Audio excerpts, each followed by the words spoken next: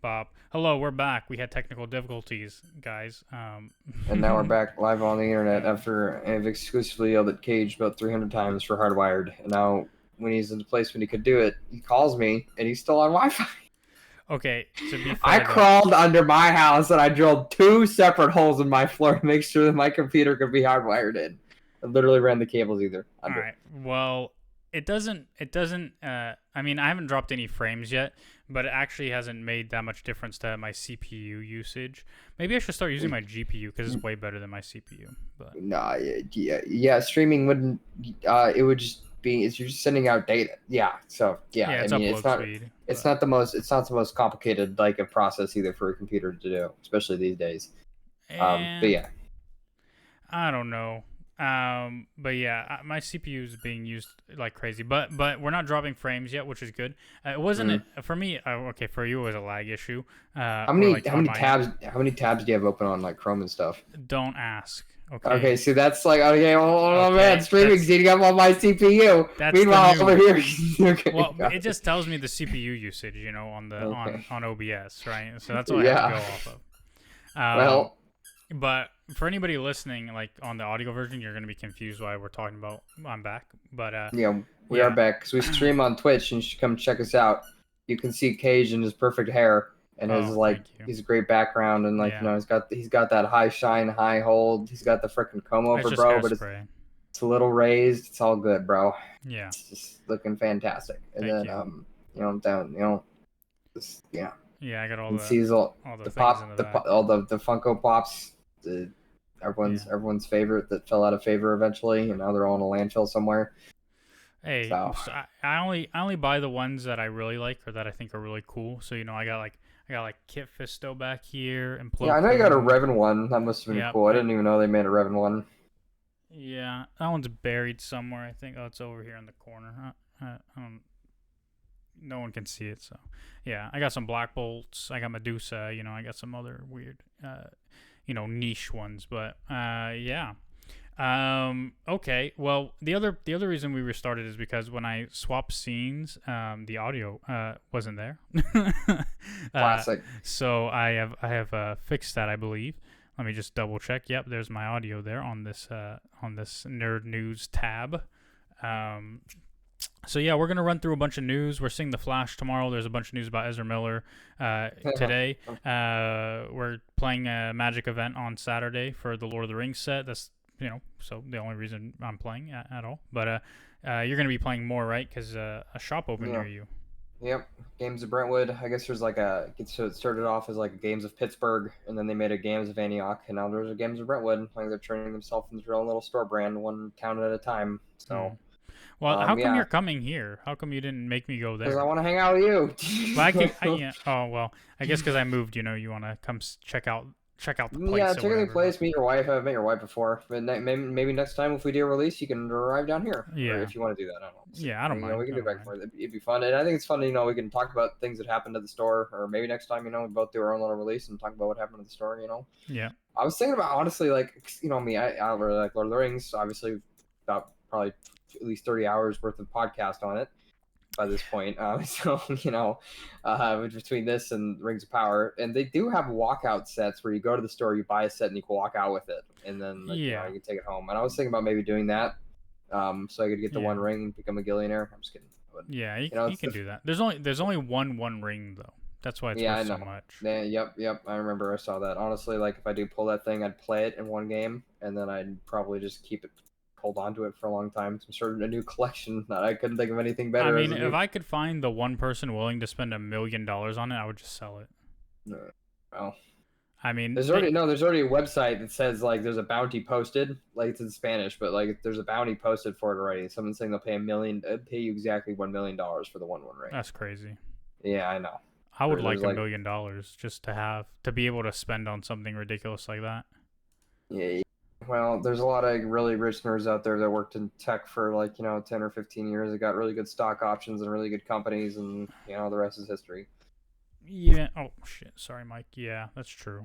All right, guys, we're gonna jump in the news. First of all, very sad news. Legendary comic book artist John Romita Sr. has passed away at the age of 93. which is very sad. Some of his great works include co-creating iconic characters like Wolverine, the Punisher, and Mary Jane Watson. He also illustrated a bunch of shit, and he worked on The Amazing Spider-Man after Steve Ditko left in 1966, or didn't leave, but he stopped working on it. And yeah, he's fantastic. He was a great artist. His son continues working in the comic book industry as an artist and all that good stuff. So much love to him. Supporting, he's got certain generational. It's pretty cool. Yeah. Just all, all of it. Yeah. I will not disable my ad blocker. Go fuck yourself. So it sucks that he passed, but how old is he? You said he was 89 or something? 93. Okay, well, yeah, he's super duper old. Like Stanley, but these things happen. That's how life works. Yep. Eventually, at some point, you die. Absolutely. He got to live a good life and do what he loved, obviously. Yep. Hopefully. A quick bit of news: Ahsoka, the live-action Star Wars series, coming to Disney Plus, released like a new teaser trailer thing. I didn't watch, but they did announce the release date, Wednesday, August 23rd. Very exciting stuff. So definitely look forward to that. All right. So this is something we did warn you guys all about. We talked about this a bunch of times with the writer's strike, that you wouldn't see immediately all the delays and everything else, but they would start rolling in and a slow burn. That's what it would be like. It's these things like there's a lot of stuff in process going out right now, but when they get into the new season, it starts falling apart. Yep. So Disney has released some new release dates for a bunch of their movies. First of all, Captain America 4. It's going to be called Brave New World. Again, I mean, I mentioned this when I had to stop the other one. But yeah, it was originally called like New World Order. They've changed the name of Captain America 4 to Brave New World. And it's been moved back a couple months. It was supposed to come out May 3rd of 2024. It's now coming out July 26th of 2024, so not a crazy delay there. The Thunderbolts was supposed to release in that slot, July 26th. It's now pushed back to December, so December 20th, 2024 for Thunderbolts. Blade has again been delayed. It was supposed to come out in September of 2024, and now is slated for February 14th, 2025. The good news is Deadpool has been moved ahead. It was supposed to come out November 8th of 2024. It's now coming out May 3rd, 2024.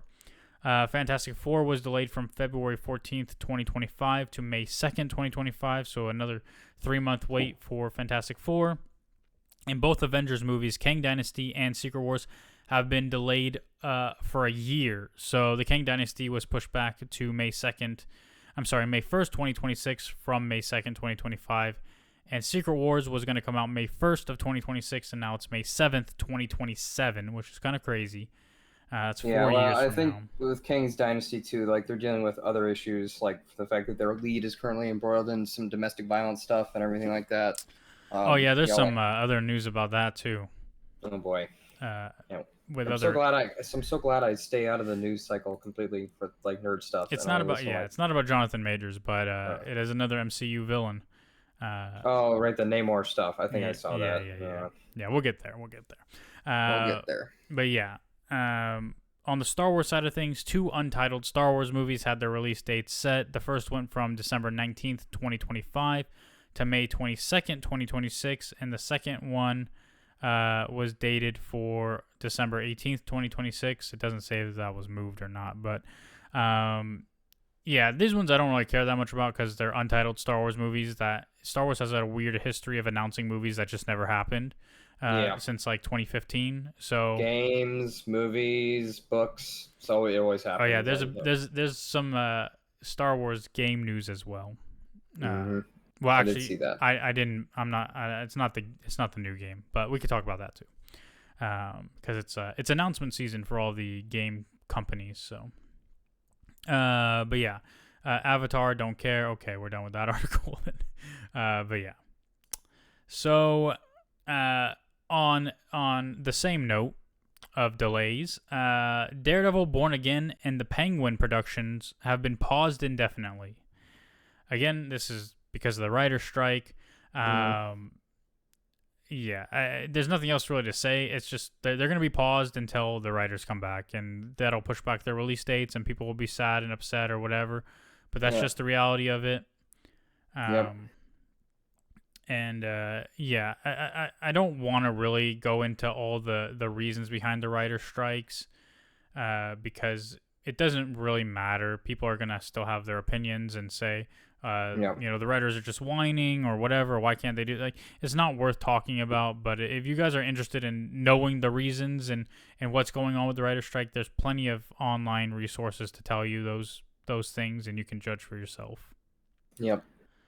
So the Batman 2 has also reportedly been delayed. It's delaying its filming into 2024. And yeah, yes, it's being delayed. No reason has been given for the delay, but obviously it's the writer's strike. Okay, cool. Yeah. So there's that. And then, Guys, just like with writers for a second, just to let you know, like, it's not just like the dialogue, like it's the scene direction, it's like, how the scene gets started, like, they describe the weather and everything like that. It really is essential for giving like guide rails to the rest of the production. yeah, I mean, So, on that point, that's another major reason for the strike is because when you used to have syndicated television, like 22 episode kind of series and all this stuff, like the writers would be on set the whole time to make yeah, changes, to give a line, whatever. With the world of rewrite streaming, dialogue. it's not the case, Yep. apparently, as maybe not as much, but based on what a bunch of writers said, like they're not present for the filming of these shows.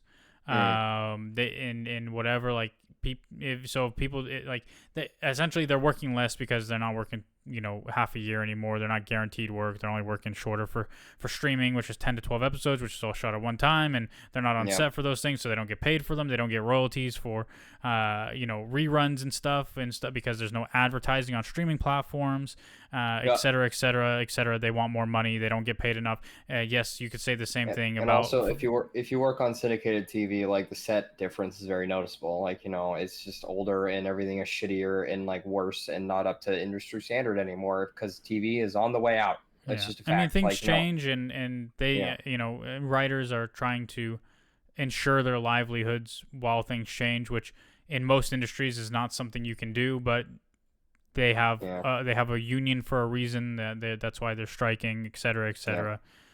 Yeah, it is what It's it gonna is. it's gonna be a wild one, I think, for this strike. I think it's probably gonna go on for the rest of the year. I don't see it ending anytime soon because of the nature of TV. Like, they don't have the budget to do this wild stuff anymore. They don't have the budget to settle with a lot of these writers, I don't think. And they don't like admitting that. But at the end of the day, like, there's a lot of very popular TV stations that I used to watch as a kid that now get less viewers per day than certain streamers on Twitch. Yeah, And like it's just really wild to think about. It really is really wild to think about that. There are TV stations that are but like but live, the difference between like Twitch and Disney is the is you know Well, I'm not talking Twitch. about Disney. I'm talking more about like, regular like Cartoon Network or Sure, no, ABC I know. Family stuff Yeah, stuff yeah. like that. Yeah, but Twitch is more similar to those things almost than it is to Yeah. streaming because Twitch still runs ads, like in a lot of Yeah. ads, and so the streamer Exactly. Yeah. makes money off the ads, and Yeah. and Twitch or Yeah. Amazon makes money off Yeah, the ads. but I'm just holding like the point of again like there are streamers that get more daily viewership than like TV than TV channels like on TV and so that's how you know that TV is just in a really bad way right now and it really is on the way out in general as an industry I don't think cable is going to see the end of this decade I think it's going to be you have to find like it's going to be really hard to find a niche cable package and it'll be something kind of like AM television.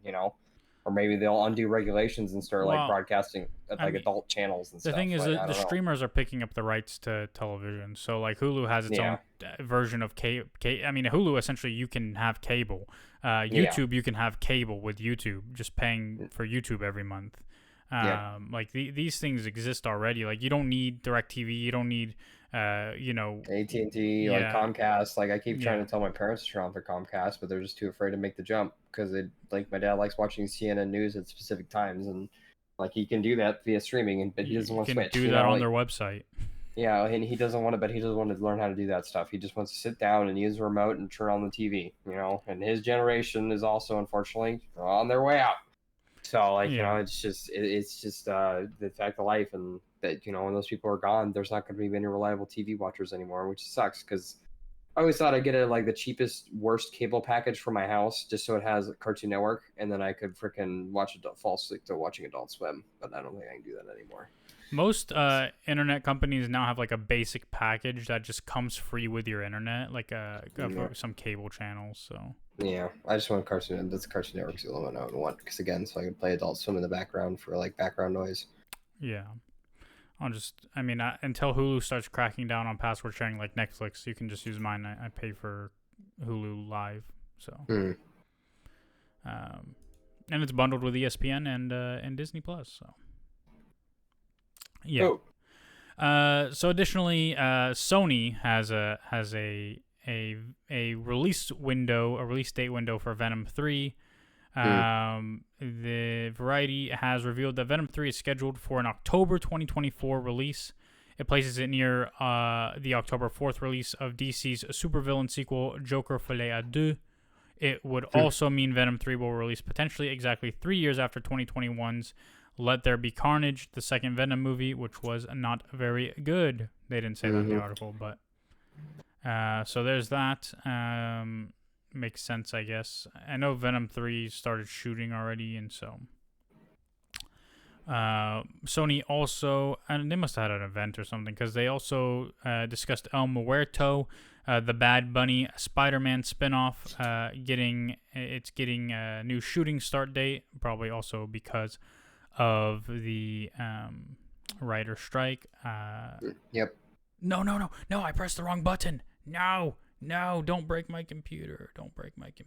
No, the stream is already freezing. No. There we go back. Ad block.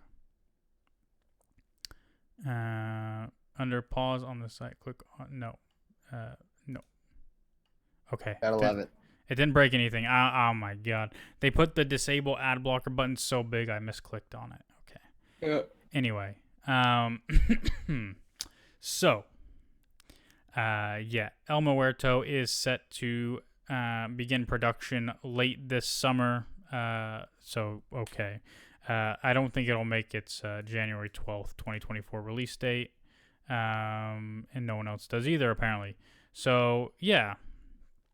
El Muerto is one of those things I couldn't really care about. But Bad Bunny's been popping off, like music-wise, as well as like in WWE and stuff like that. So he is a mega star for sure. It'll be interesting to see how he adapts to acting and all that. But yeah, again, if Spider-Man's not in the movie, I don't know why anybody cares. But yeah. On top of that, Spider-Man, Tom Holland, he's said a lot recently. Yeah, I heard. I think he had like some really bad movie thing that really shook him up. Seems like. Yeah, I heard about that too. But essentially, he said he's gonna take a year off of acting. And in a sit-down interview with Extra TV to promote his upcoming Apple TV Plus miniseries, The Crowded Room, which is what you're talking about, the star of the Marvel Studios Spider-Man franchise revealed how the hard work of acting and producing his psychological thriller show led him to the decision on taking a hiatus from show business. He said, "The show did break me. There did come a time where I was sort of like, I need to have a break. I disappeared." He continued, "I went to Mexico for a week and had some time on the beach and laid low, and I'm now taking a year off, and that is the result of how difficult this show was. I'm excited to see how it turns out, and I feel like our hard work wasn't in vain." Well, it is kind of in vain because people hate this show, apparently. There have been some supportive people, but from what I've heard, it's not doing well, as you know, kind of similar to what you were saying. But that wasn't all Tom Holland had to say. He also talked about his favorite Spider-Man movie. So he, at the premiere of his new for his new show, he revealed what his favorite Spider-Man movie was, and it's not one he starred in. He said, "I think the first the first Spider-Verse movie is the best Spider-Man movie that's ever been made. I'm so proud of everyone involved. Amy Pascal is like my mom. I was supposed to go with her as her date. I couldn't go because I'm here working, but I'm incredibly proud of them. I'm excited for the second one. I'm sure it will live up to every expectation, and I can't wait to see it." But he's not wrong.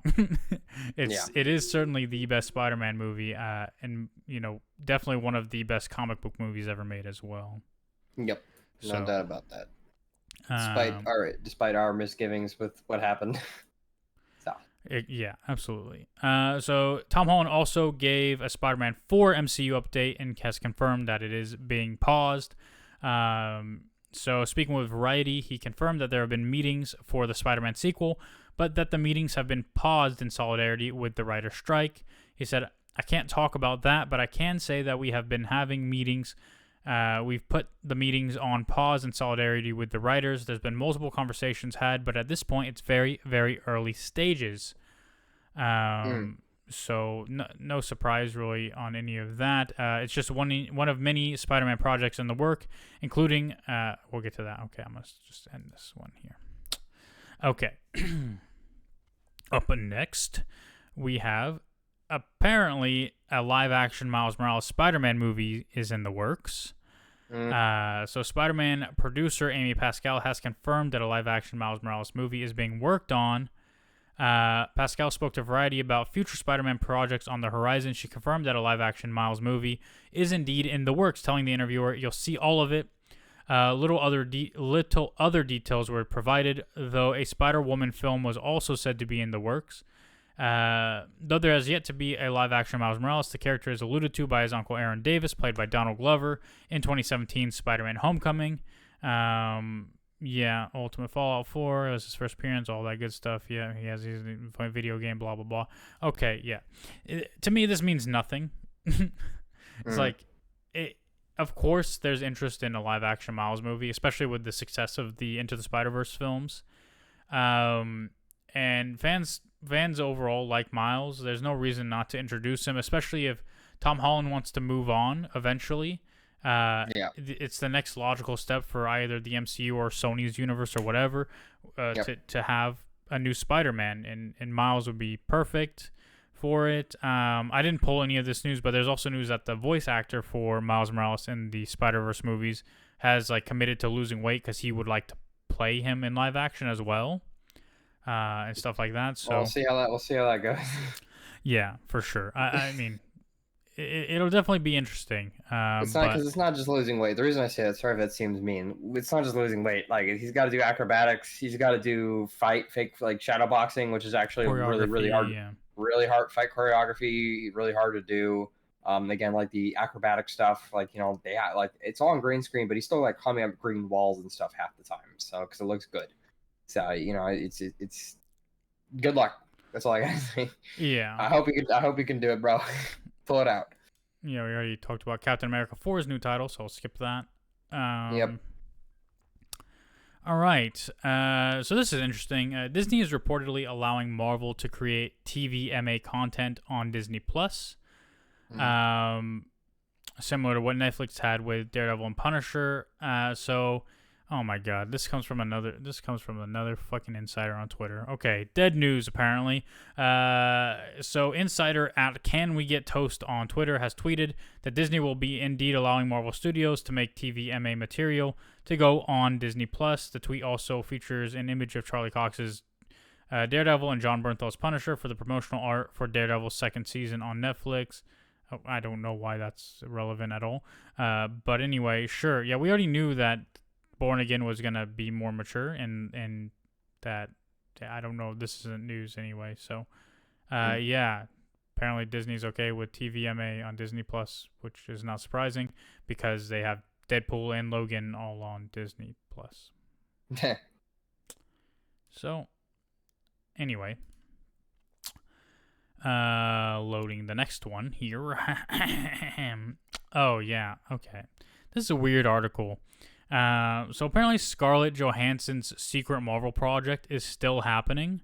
I guess back in 2021 or whatever, there was a project announced. Yeah, the project was first revealed back in 2021 by Marvel Studios president Kevin Feige. While details are scarce, it was confirmed to be a non-Black Widow related project that Johansson would be producing for Marvel Studios. I don't care what she's currently doing, blah, blah, blah, writer strike. But yeah, so she was speaking with comicbook.com She revealed that her Marvel Studios project is still happening, but currently paused as a result of the writer's strike and the upcoming potential SAG-AFTRA strike. That's an Actors Guild strike. Anyway. Okay, so yeah, there's no details, but apparently there's something in the works at Marvel with Scarlett Johansson attached to it. Yeah. Okay. You're welcome for the news or something. Hopefully it's not another Black Widow. No, it's not. It's not. So this is interesting because when there was news surrounding Across the Spider-Verse having some audio issues, and even we talked about it, and I said, it could have been like just the movie theaters didn't have it calibrated correctly or whatever, whatever it may have been. But I remember when that news had broke that like people were complaining about audio issues. Like there were so many comments about like, oh, the film was so perfect. People are just looking for things to complain about now or whatever. But apparently Sony has acknowledged that it's an issue because they're updating the film with some fixes for the audio issues. So they're acknowledging that there are audio issues, and they've sent out a new version to movie theaters. I guess we're gonna have to go see it again. So yeah. That is wild. That is wild, though. So like Brave New World. No other way to describe it. Yep. Like you're gonna have these issues like with audio mixing and all this kind of stuff. Like an animated movie has a lot of different layers on top of it. Like it's just gonna take these mistakes like these are gonna happen. Even really high profile mistakes. Guarantees someone probably got. I don't know if anyone got fired over this, but maybe it was just different. Maybe. There's another problem too when they do test audiences, like the movie theaters they show them in are like really tricked out. So like they have the best audio equipment possible. So maybe it just sounded different to the test audiences. I don't know. Yeah. So this next article is about Deadpool, and apparently, this is what it's reported. This is someone's opinion. Okay, I'm just gonna tell you this is someone's opinion based on this headline. But Deadpool 3 is reportedly the no way home of Fox's X-Men. So it sounds like Deadpool 3 will really lean into the Fox X-Men universe, as the MCU sequel will apparently be the no way home of Fox's X-Men. According to oh my god, it's the same fucking insider, man. I'm telling you, this guy, I can't wait for him to be wrong, so I can just say, oh, remember all this shit we talked about from Insider? Can we get some toast? Yeah, it didn't happen. Oh my fucking god, man! I wish that people wouldn't report on like what insiders have to say, because they're just so wrong so often. It's just so annoying to me. Yep. But essentially, he tweeted that the movie is basically the no way home of the Fox X-Men universe, noting in a separate tweet that we're going to get a lot of character justice in Deadpool 3. He posted a picture. I don't care. Okay. Anyway, yeah, that's news apparently. There you go, guys. Yep. Okay, on to DC news. Okay, guys, we're in the DC portion. Wait, I have other MCU news? Oh, yeah, never mind. Yeah. Anyway, so I'm just starting with this because there's other stuff about James Gunn. So, this is an article essentially about James Gunn reflecting on his Disney firing, and his quote was, "My career was completely over."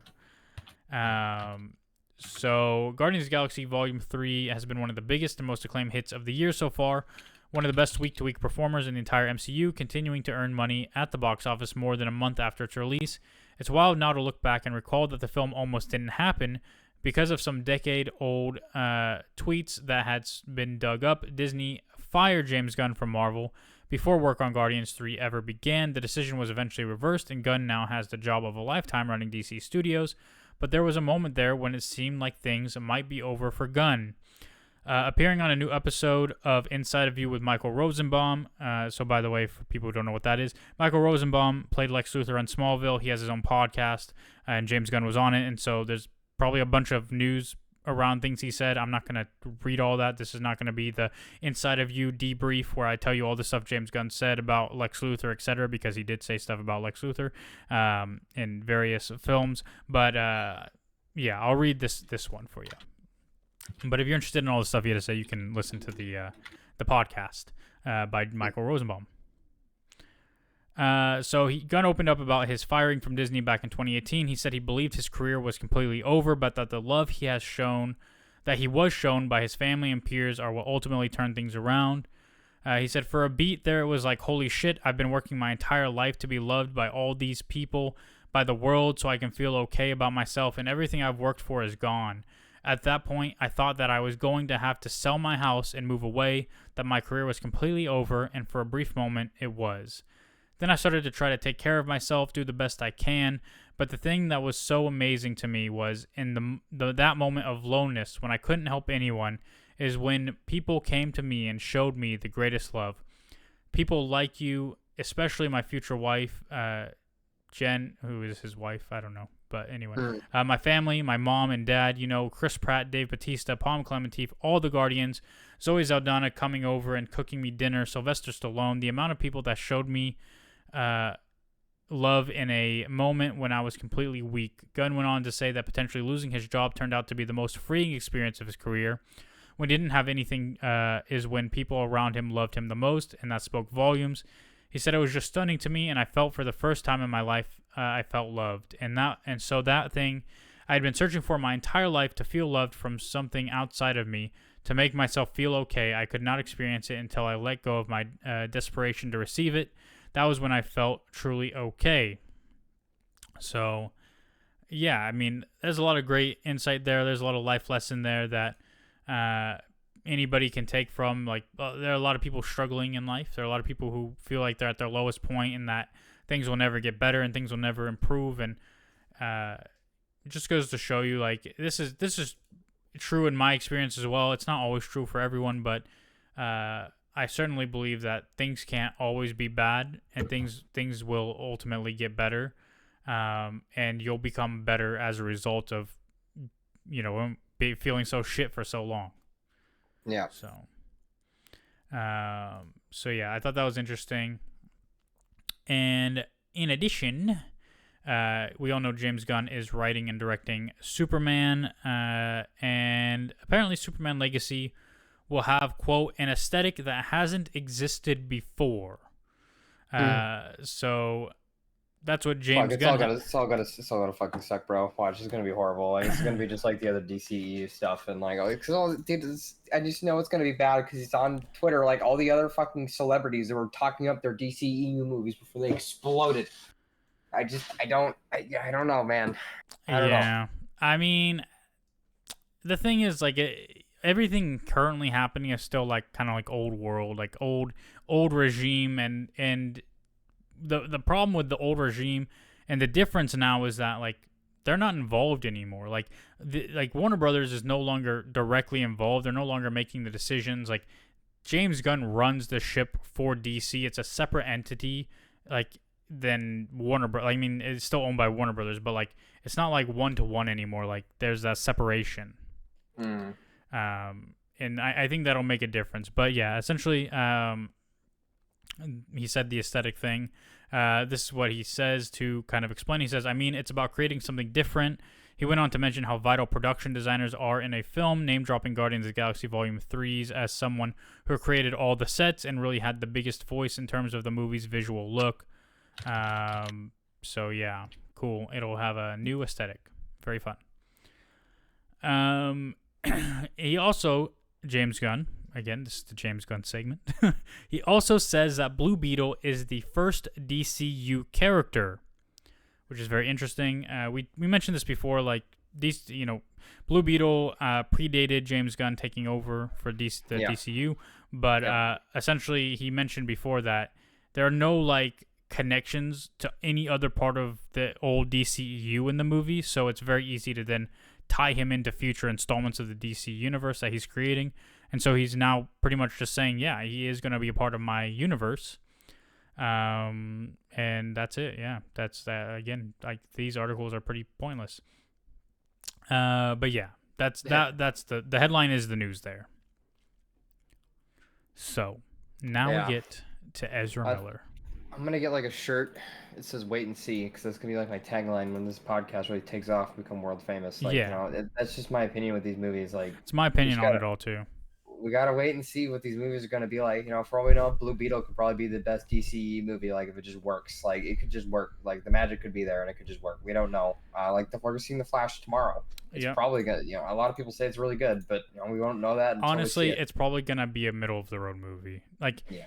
When you have everybody coming out before and saying, "Oh my God, it's one of the best movies I've ever seen. It's one of the best superhero movies ever," and it's like everything they do is to praise Ezra Miller. I'm like, yo, you just don't want to lose access to seeing movies early in the future, so you're just saying what you feel like you have to or whatever. That's kind of how I feel about it. But yeah, on to Ezra Miller. So the Flash premiere featured Ezra Miller thanking James Gunn, Zack Snyder, and more. So, in a rare public appearance, the Flash star Ezra Miller attended the premiere of the DC film on Monday night. This marks Miller's first appearance on the promotional tour for The Flash, which arrives in theaters tomorrow, essentially, but Friday for most people. Did you say an emotional tour? A promotional tour. Okay, I'm sorry. They'd say like, "Oh, he's emotional." Like, damn, dude, they better not be sucking their generic body appendage or whatever Ezra has people saying. Yeah, it's also Miller's first public comments since August 2022, when the actor addressed the complex mental health issues surrounding their arrests over disorderly conduct, harassment, and grooming minors. Miller took the opportunity to thank several figures involved with the production, starting with director Andy Muschietti. Ezra said, "I love you, Maestro. I think you are amazing, and I think your work is monumental." Miller continued the long list of thank yous by acknowledging Barbara Muschietti, the producer of The Flash, Zack and Deborah Snyder, who cast Miller as Barry Allen in the DCU, and David Zaslav, the chief executive officer and president of Warner Brothers Discovery.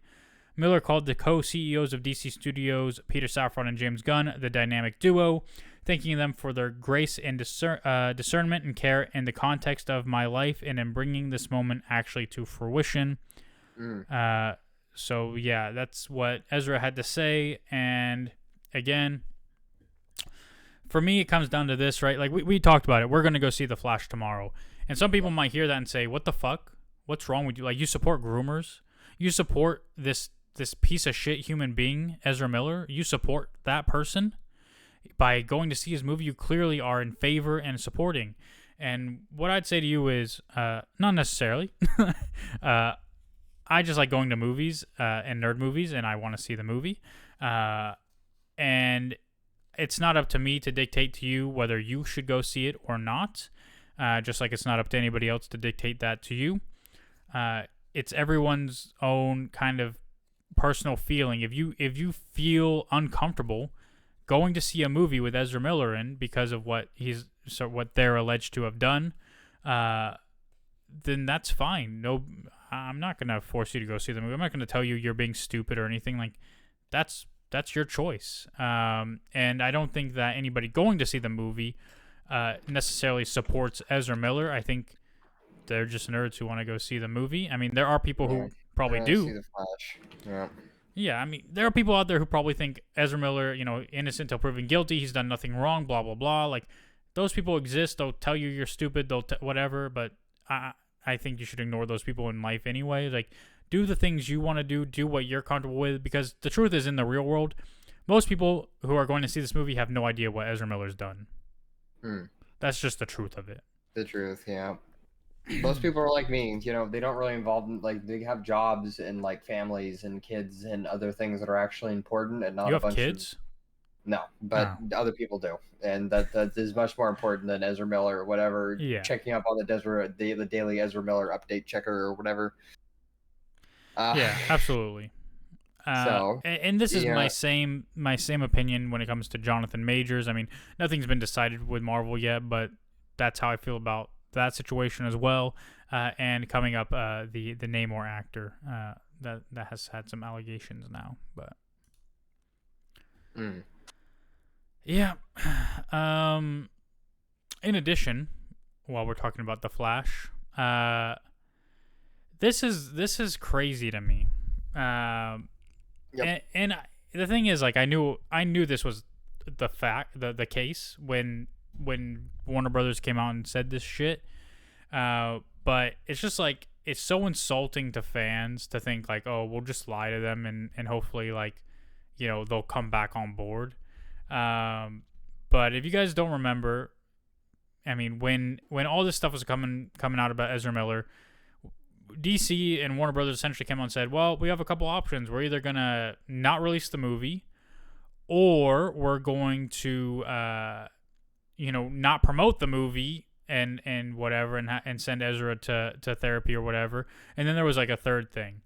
Well, now it's like, the producer for The Flash has come out and said that the movie being canceled was never real, which we knew, right? But like, it's still like insulting. Like, you don't need to say these things because we already know it. But like, for the people who don't know it, like, it's insulting for them to be told, yeah, we're considering not releasing it because, hey, potentially our main actor is a terrible human being, and we don't want to release a movie to support that actor. Well, okay. But apparently you don't actually give a shit, which we already knew. But so Barbara Muschietti spoke with EW alongside director Andy Muschietti and said that there was no real fear of the movie being canceled throughout its production as a result of Miller's legal troubles. The producer stated, "Not at all. No, that was never real." And noted both himself and Barbara do speak with Miller and that they are empathetic towards those with mental health issues. Andy said, "We have a lot of empathy in general for people who need help, and especially in the mental health issues. That's why they are taking the necessary steps to deal with the recovery, and we support them in that." Okay. We can handle this with care, right? Can we handle this with care? I don't know. Here's what I'll say. Of course, you should have empathy for people who have mental health issues, and you should support them in their attempts to get better. But you should never use that as an excuse or any way to say, well, they have mental health issues, it's not their fault, we should support them. That's 100% not the case.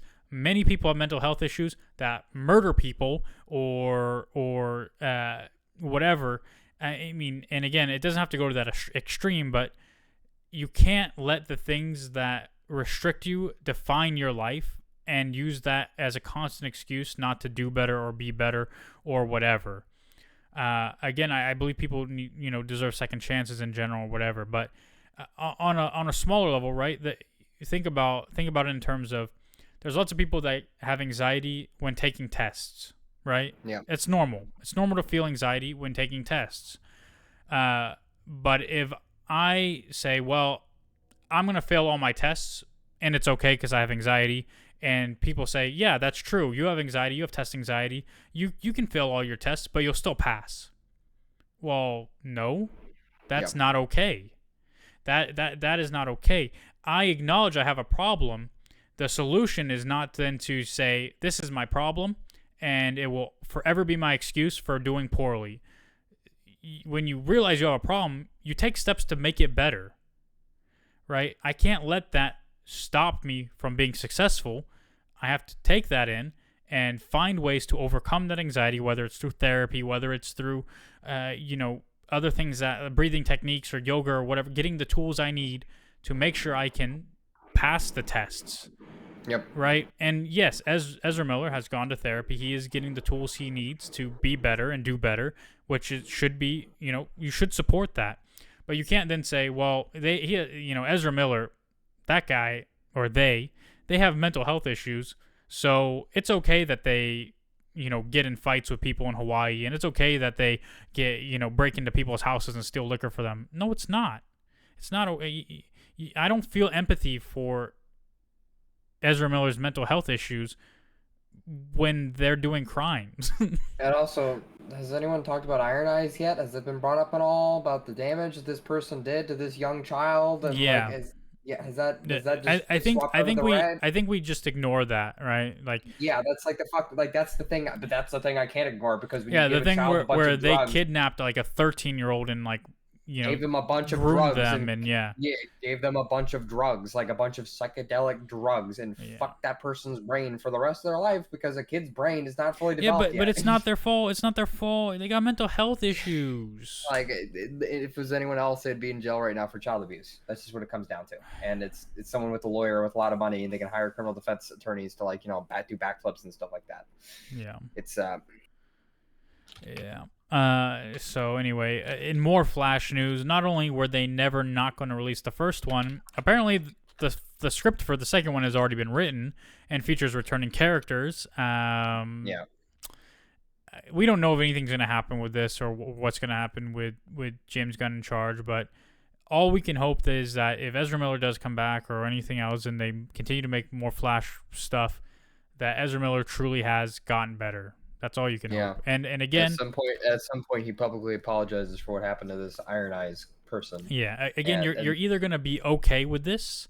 You're either gonna say, okay, I don't really care who Ezra Miller is or what they do in their personal life. I just want to go see the movies, and I'm okay with it. Or you're gonna be the person who says, I don't care if they're innocent in the court of law or whatever. I know they're guilty, and I will never ever watch anything with them. And that's going to be up to you. But yeah, the Iron Eyes shit is crazy. It is crazy, and they're not talking about it at all. Like, it just got swept under the rug, and that's what really pisses me off. Like, it's like the real extreme shit that someone could actually go to jail for. It's just not there. Yeah. So in more DC news, The Brave and the Bold, the Batman movie, apparently has a director, and it sounds like it's going to be Andy Muschietti, who did The Flash. So that's the report. We'll see if that actually happens. But even he said, I don't think I can talk about it yet, pretty much. So, yeah. I know James Gunn was a big fan of The Flash, so we'll see what happens. But apparently, hey, if The Flash is great, then I'll happily accept him as the director of this movie. But if it's shit, then that'll be a little worrying. So. Yeah. And do you think if it's shit that Ezra Miller will just go off fucking rockers again? Do you think that'll happen? Like if it comes out, if we see it and it's like just an abysmal movie and like horrible CGI, cheesy acting, the music is off, like there's nothing good about it, and like everyone hates it. Do you think Ezra Miller will just like take a dive bomb? I have no idea, but I certainly hope that they have the coping skills because of their therapy to not lose their mind. Yeah, well, we'll have to see about that one. Yeah. Hollywood actors have a way of not really being able to, actualize their coping skills in a good way. Well, because they don't have to. Yeah. Right. In other controversy, it's like, here's the thing. Tom Holland's, as far as we know, he's a great guy. He loves he visits people in hospital. Great, fantastic. But he's also like, damn, dude, can you imagine being Tom Holland and just like taking a year off, like as a world famous actor? Like you're probably just having like literally one of the most privileged lifestyles that any human's been able to live ever. Like I'm not saying that privilege from like, offense, like, as I'm attacking him standpoint, but like the amount of stuff that you're able to do, just get onto a plane and fly everywhere around the world and pretty much you're Tom Holland, so I don't think you're gonna have a hard time getting chicks if he is married or engaged. I don't know. He's with Zendaya. Oh well, then he's set for what? Yeah. So yeah, it's good for him. And just saying, being an actor is a very lucky position. You're very lucky if you're like a renowned actor, and being on the Flash and DCU is a very lucky position. And these people just ruin it. Some people just ruin it, dude. Like how Tom Holland can say, yeah, acting is really stressing me out, so I'm taking a year off. Okay, my sweet baby boy, do whatever you want. And if Ezra Miller said that, everyone would be like, wow, look who's hiding and stuff like that. Yeah. In other controversial actor news, MCU star Tenoch Huerta has issued a statement on sexual assault allegations. So there have been some allegations. Musician Maria Elena Rios posted allegations against Tenoch Huerta on social media over the weekend, describing the actor as, quote, a violator and sexual predator, and claiming that the actor sexually assaulted her. She stated that it is very difficult to talk about the emotional abuse and abuse of power of a sexual predator who is loved in the world for playing a character in a movie like Tenoch Huerta. So the actor has issued a statement denying all the claims and describing them as simply untrue.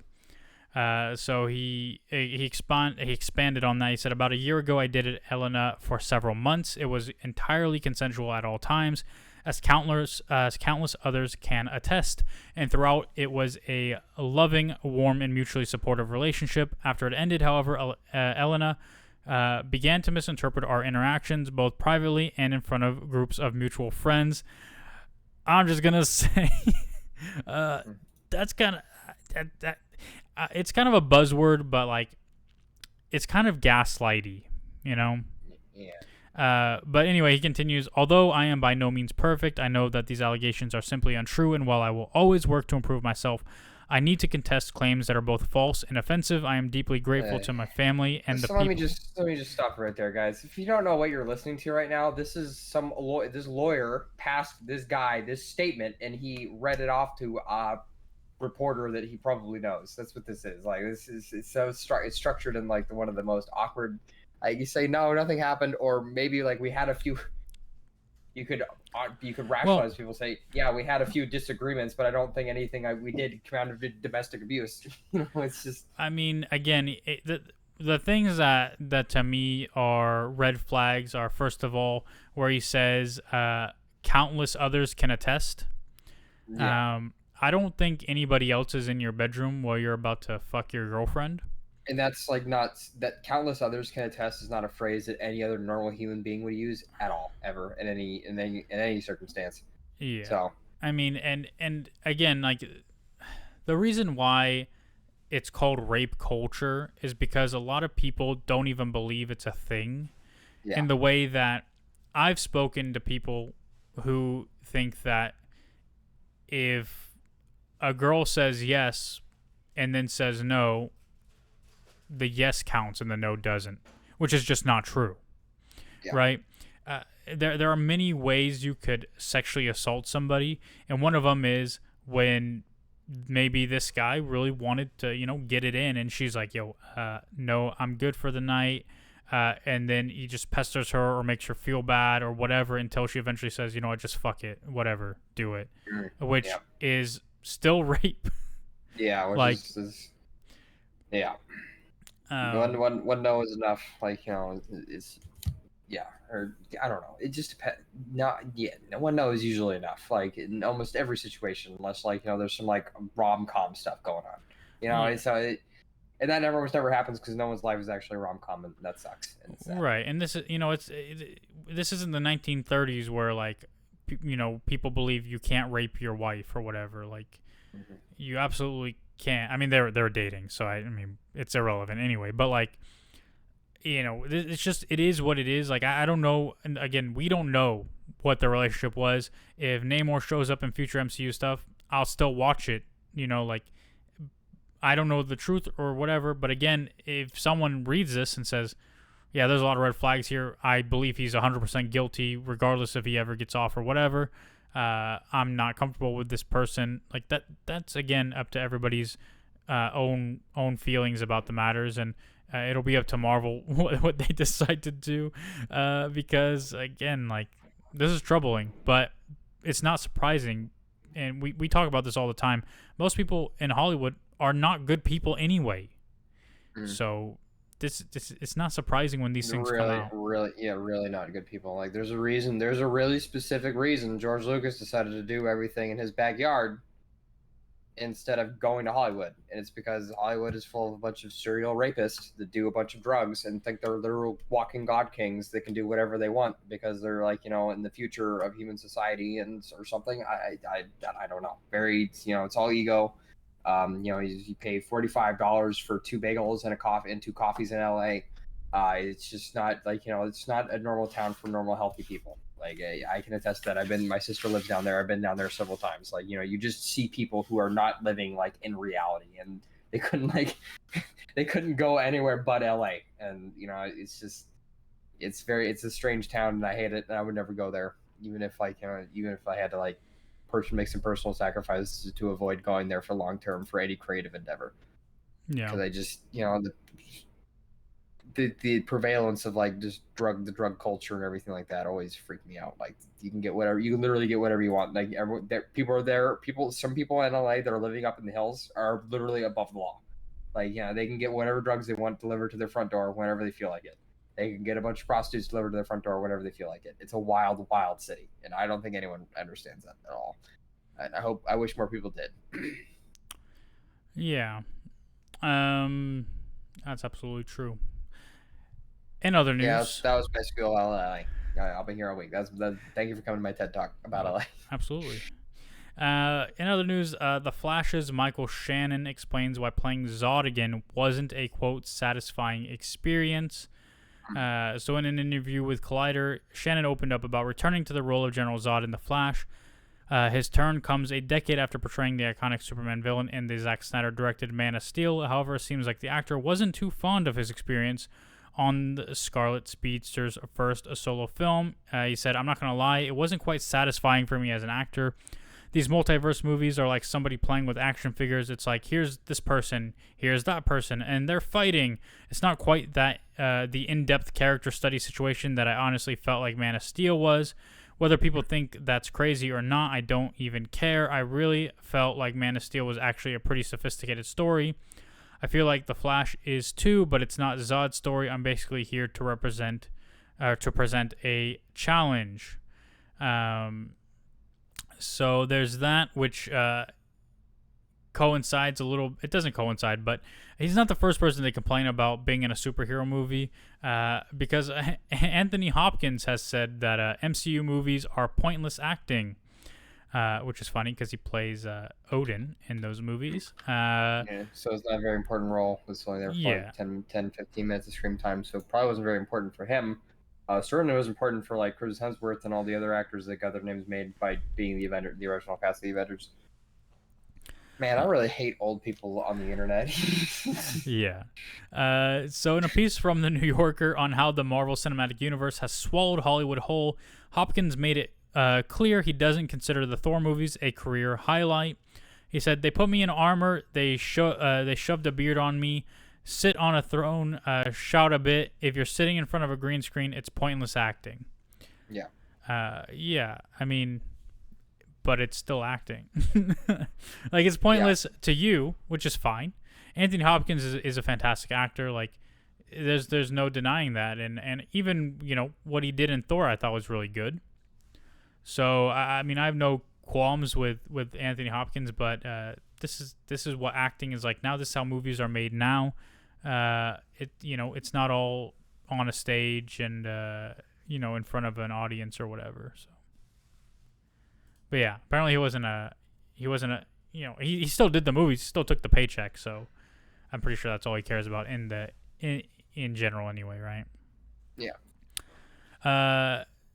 So Chris Hemsworth had a couple of things to say about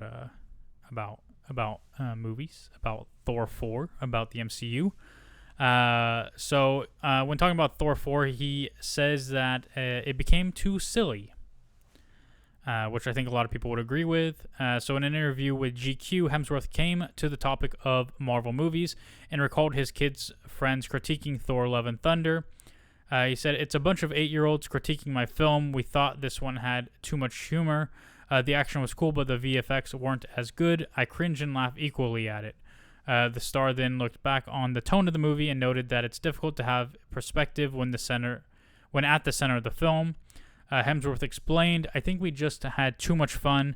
It just became too silly. It's always hard being in the center of it and having any real perspective. I love the process.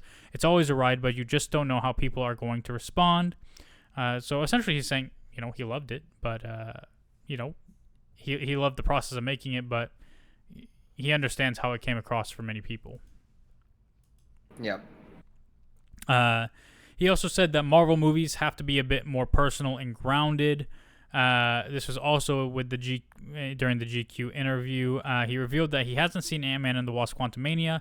When the interviewer noted that they felt the sequel's stakes were too grand in scale, the actor explained how some Marvel stories need to be more personal and grounded. He said, "That's the trick. You have to separate all those stories. The moment it's like your world is in danger, the entire universe, it's like, yeah, so it was like the last 24 films. And it has to become a bit more personal and grounded, which is absolutely true. I think there's no denying that. I think that's why the Spider-Verse movies do so well.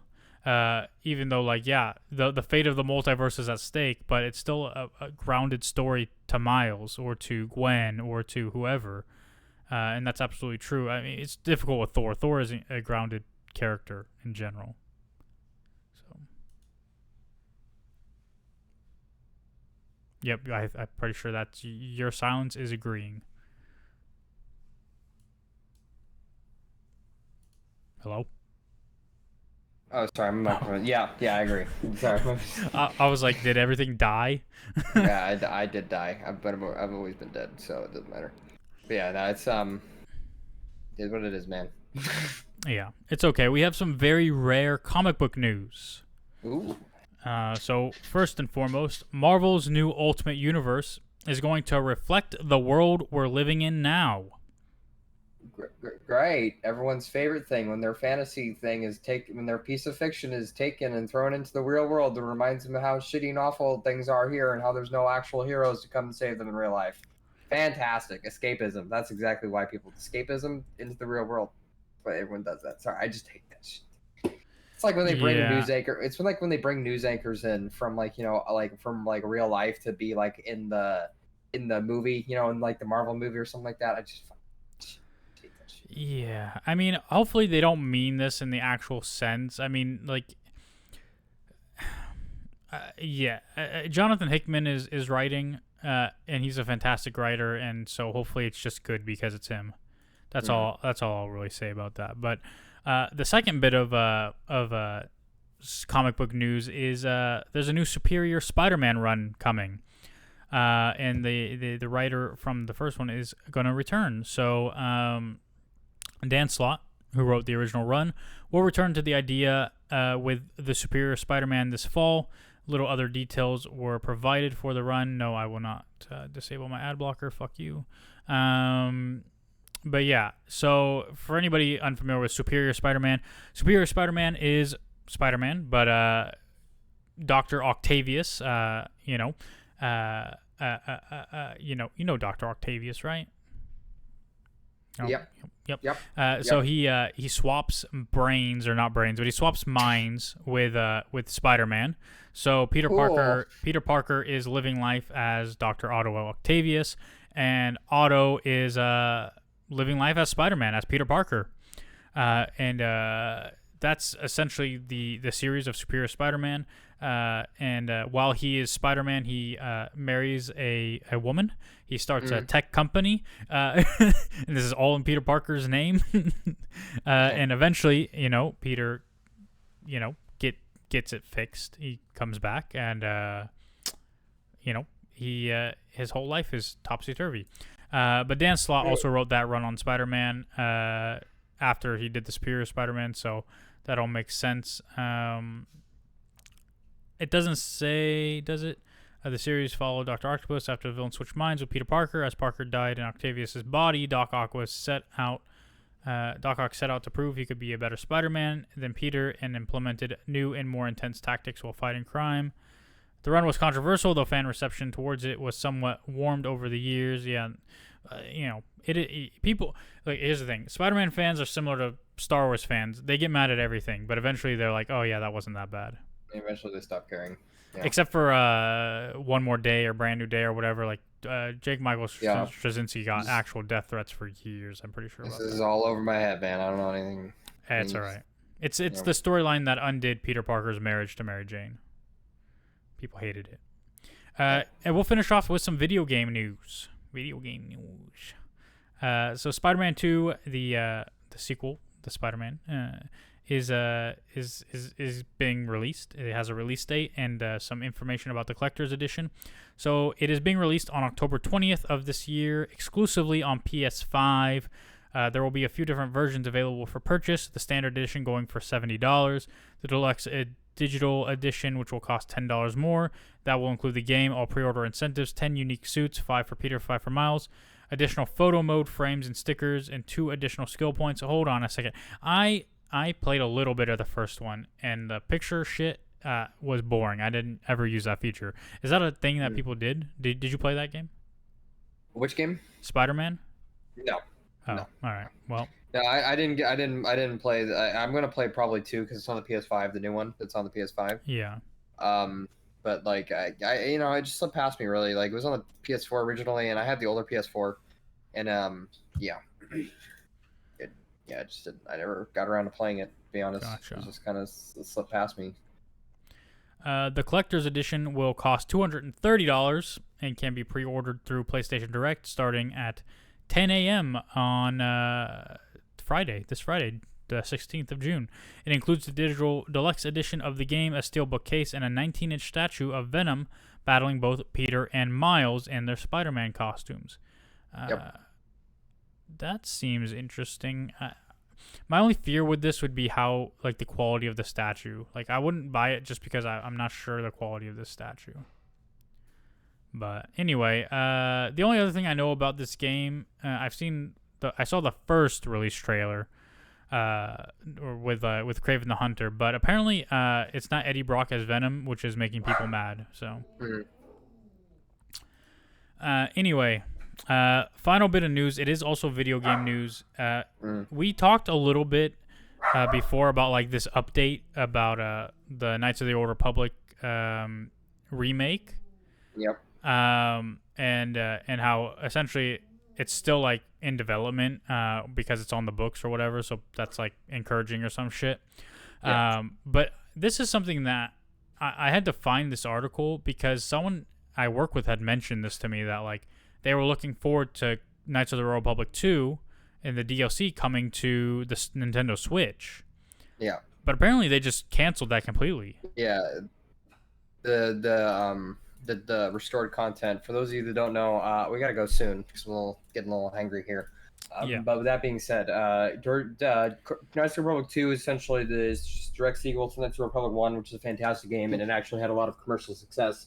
It was because it was on the original Xbox, and I think it was actually one of the best-selling RPGs on the original Xbox. Yeah. And so Knights of the Republic 2, Obsidian was making it. Unfortunately, Obsidian started going into the red as a company, and they started losing a lot of money as like they were going into the development of KOTOR 2. So a lot of the stuff they had planned, and I mean a lot of it, had to be cut from the original game, which is unfortunately why Knights of the Republic 2 didn't do very well. That being said, though, as someone who's played Knights of the Republic 2 with a restored content mod, it's probably one of the best RPGs ever made, and definitely one of the most compelling Star Wars stories I've ever been exposed to. Like hands down, like if you're asking me, like the story of KOTOR 2 is probably the best story in Star Wars. I think about like just everything. I would always advise everybody to play it, but yeah, they just decided to not have the new. They were going so basically, Obsidian was making a DLC that had this restored content. It was essentially bringing the mod to the Switch. And then they canceled it for no reason. Yeah. Or maybe because they're focused on other things right now. I don't know. I haven't kept up with Obsidian race. Is it Obsidian or Paradox? It's Asper. Asper or something. Yeah, Asper. I don't know. Obsidian's the developer. So okay. I thought Obsidian was the one that they were making like the remake and stuff like that. It's possible, but yeah. So Star Wars fans found themselves greatly frustrated in recent days. This was posted on June 4th, so 2 weeks ago almost. But following the cancellation of the DLC for Star Wars Knights of the Old Republic 2, that was planned to release on Nintendo Switch. When Knights of the Old Republic 2 was first ported to Switch last year, developer Asper announced that it would later be releasing cut content from the original version of the game in the form of DLC. This add-on excited a number of fans, as this content had been released in an official capacity. Unfortunately, that excitement has now been dashed completely following a new message from the studio. Shared on their social media account, the developer informed fans that the restored content DLC for KOTOR 2 would no longer be coming about. Asper didn't give a reason behind why this DLC was canceled, but it thanked fans for their support in lieu of the DLC release. Asper also provided a way for those who have purchased KOTOR 2 on Switch to receive a Switch version of another Star Wars title from a select list. So they posted this whole announcement. Their list is their list. In response, a number of people who purchased KOTOR 2 on Switch said that they wanted a refund due to this broken promise from Asper. Others simply provided fans with a way to access the restored content for the game on PC through the use of mods. Either way, the situation is one that has put Asper in a tough spot, especially as it continues to develop its remake of the original Knights of the Old Republic. So, yeah. Imagine like they announced that you buy the game because you're excited for this DLC, and then they're like, yeah, we're not doing it. Like, when anybody would want a refund?